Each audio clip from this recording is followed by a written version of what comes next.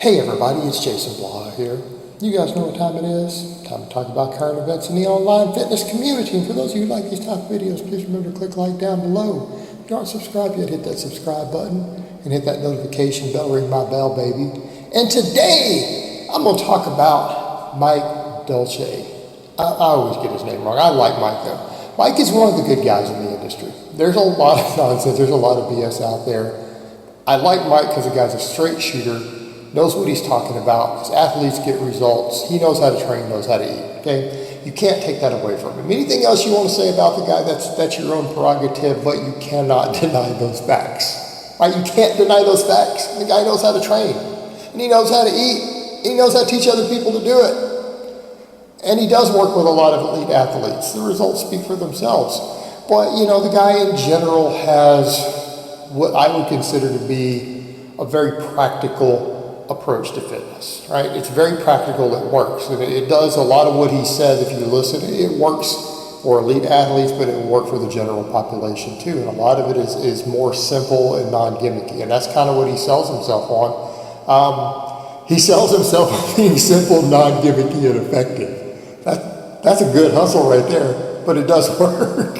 So, over to the point. He kind of said that his stance on intermittent fasting, I'm going to tend to agree. And there's a reason. There's a lot of the groups that I follow on various social media that I've kind of dropped out of because this obsession with intermittent fasting, the pseudoscience around it. And I know Mike doesn't like the fact that I do keto these days, but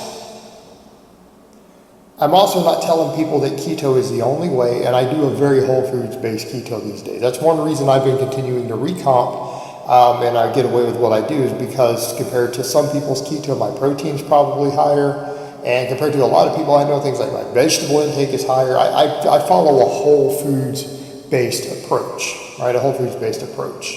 And I don't like when the fasting gets combined with it. And I think one of the points that he makes of the reason fasting is a fad. Sure, we can talk a lot about the make-believe health benefits, because let's be realistic here. When you guys start looking closely at the science and everyone sets aside all this stuff with Dr. Fung and the autophagy and all this nonsense, which isn't really based on reality, it's its own topic, all the health benefits that seem to come from any form of fasting seem to come from the fat loss, right? And that fat loss is created by caloric deficit. And what he points out is that your long-term results are going to be compromised by this sort of approach because it does create a bad relationship with food. It creates bad eating habits. And I mean, I'll be the first to say I personally have a history of bad relationship with food. Okay? So I'm not even sitting here listening to him speaking to you as if I'm some guru who is all knowing and perfect. Guys, my own childhood abuse gave me a terrible relationship with food. That it's something I still have to work with in my 40s, okay? It's something I am not fully over. It's something that I work with. It's my own fight. It's my own battle. Like that is one of my biggest personal battles as an individual, right? We all have our personal struggles, every one of us. For me, that's a personal struggle. And it comes down to the fact of when I was abused as a child, okay? And I'm not going to get into the type of abuse. It was some of the most severe you can imagine. And it's disgusting, and it's not something I want to talk about. But after being abused as a child by my aunt and uncle, they used to give me ice cream afterwards, okay, to make me feel better, right? That creates one, that's happening at 4 and 5 years old, that can create a very, very bad relationship with food. I mean, you talk about ingraining a horrific relationship with food, right? But at least I can actualize that. Right, I can actualize that and say, okay, that's where it's coming from. That's what caused it. Okay, now I know a starting point that gives me tools to work around.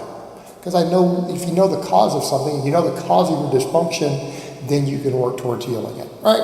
And for me, that's the cause of it. Hey, you know, you're crying, here's some ice cream, it'll make you feel better, it's going to be okay. You know, ice cream fixes everything. So, yeah, one heck of a lesson to be taught as a child. So, you talk about how we get obesity, problems and bad relationships with food. That's an extreme example. So, over to the point. The intermittent fasting continues to perpetuate really bad relationships with food because it's you're overwhelming yourself with large amounts of garbage. People who fast, they say, oh, now I've got this little tiny window, and a lot of them will eat a bunch of junk food and processed stuff. Mike promotes a whole food based approach, and I tend to agree with that. And I'm one of the people that when I hear the different arguments of, well, this is how people get orthorexia nervosa, they're scared to eat junk, and it's like, that's not food, guys. A lot of this processed stuff that you guys are eating, that's not food. And avoiding it or only having it on rare occasions is not depriving yourself. That's not an illness. All right, these foods are what's causing disease and nutrient deficiency and obesity. Is people gorging themselves on garbage, and these highly refined things are not really foods, guys. They're stuff that we made. We just created in a lab that's food-like. It has calories. It's not really the same. All right, whole foods-based approach. I'm one of those people that say that the majority of the time, 100% of your diet should be whole foods. I'm not saying you can't have a treat every now and then. Look, no one's saying that. But it shouldn't be every day. Okay? I don't agree with the flexible diet. You say, oh yeah, 20% of your calories come from junk. That's not even a healthy relationship with food. Whole foods, right? And that's what Mike pushes. People eating whole foods. And the point that he comes over to is that because these people are starving all day and now they're going to dump all their food into one window, they either end up with way too low calories and they're basically doing almost a protein-sparing modified fast, and I've seen a lot of that. Well, that's not going to create a long-term benefit other than some initial fat loss, and you better find something else to do real fast. Or we get into a situation where they're going to develop nutrient deficiencies, and because they have to get their 2,500 calories or 3,000 calories, and they're going to cram it into one little tiny window. Well, they end up being a bunch of junk, and that's not how we develop muscle. It's not how we develop strength. And then we come over to the point of, if we're trying to be truly fit, and fitness isn't just, hey, I need to lose 30 pounds. Okay, that's not what fitness is about. Fitness is about lasting lifestyle changes. It's gaining muscle, gaining strength, gaining conditioning, gaining performance. Right? Someone who is fit is strong, they're conditioned, they can run, they can jump, they can lift, they can push, they can pull, they have mobility. Right? That is fit. And if you're fasting all the time, it will interfere with your ability to train. And that's one of his two key points I felt out of what Mike was saying is that, number one, we've got the propensity to create nutrient deficiencies and not get tons of quality whole foods in. And you guys better understand the whole foods and vegetables and stuff. And I'm saying that as a keto guy. I eat a minimum of a pound of green vegetables every day. That's my baseline. That's my starting point. Doesn't mean I don't eat more. That is kind of my minimum threshold. That's the bare minimum. And the point we get is that there's a lot of benefits to your health and fitness to getting all the fiber and the phytonutrients and things in. And I'm a meat-based guy. Make that clear. I eat a meat-based diet, but I still eat an enormous number of vegetables for all the phytonutrients and the fiber and the nutrients. Right, this helps with gut health, it helps with digestion, it helps with immune function, helps with metabolic rate. My maintenance calories are like 4,000 calories a day right now. I have been recompositioning at 3,500 to 4,000 calories, staying the same body weight, been losing fat and gaining muscle now for most of this year. Energy turnover, and that's the point we come over to. The other point that he makes is the energy turnover in the training aspect. A person who's fasting all the day and having a 4-hour or 6-hour feed window cannot perform optimally. And if you cannot perform optimally, you can't get your energy turnover maximized. You cannot develop maximum muscle growth. Because let's come over to your other point. Are you trying to lose fat or are you trying to lose weight? A lot of people, even when they're trying to lose body fat, they're thinking only in terms of scale weight instead of saying, well, what if 100% of the weight I lose can be fat and then some? What about if over this time period I can put on connective tissue, muscle glycogen weight, things like that a little bit, even if it's just a little bit? Because usually people lose muscle. The average person, when they're dieting, loses at least 25% of the weight they lose is muscle. What if you could gain a little muscle? How much more fat are you losing? How much higher is your energy turnover going to be in your metabolic rate? Because during that same window, instead of losing 20 pounds and 5 of it being muscle, you gained a pound of muscle. Well, if you gained a pound of muscle instead of losing 5, you lost 6 more pounds of fat. And that 6 pounds of muscle weight difference matters on your long-term energy turnover. It matters on your quality of life. It will affect your bone density. It will affect your insulin sensitivity.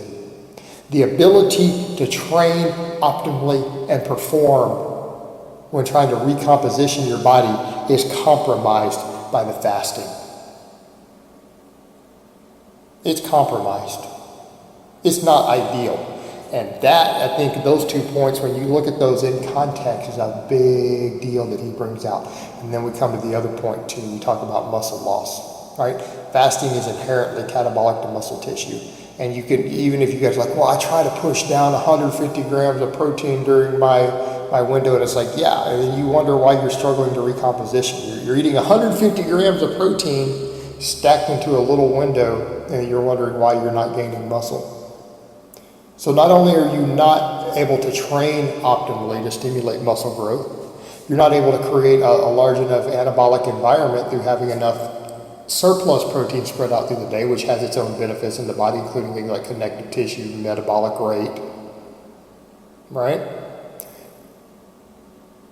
You're not getting all those benefits, then the potential for nutrient deficiencies. And then the same thing, energy's bad. I mean, people tend to, again, they tend to be hungry oftentimes when they're fasting, as they claim they're not, but it does make your energy turnout be lower because you're more sluggish, you're more lethargic, whether you realize it or not. Then, when you do slam all the calories down, what do you want to do? Then you want to rest, you want to sleep, you're tired, you're sluggish, you're lethargic.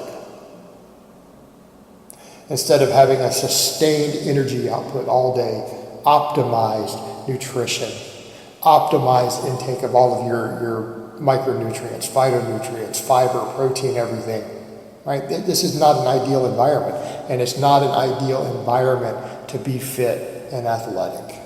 And that's the point. And I think that's a good summary of what Mike is trying to say.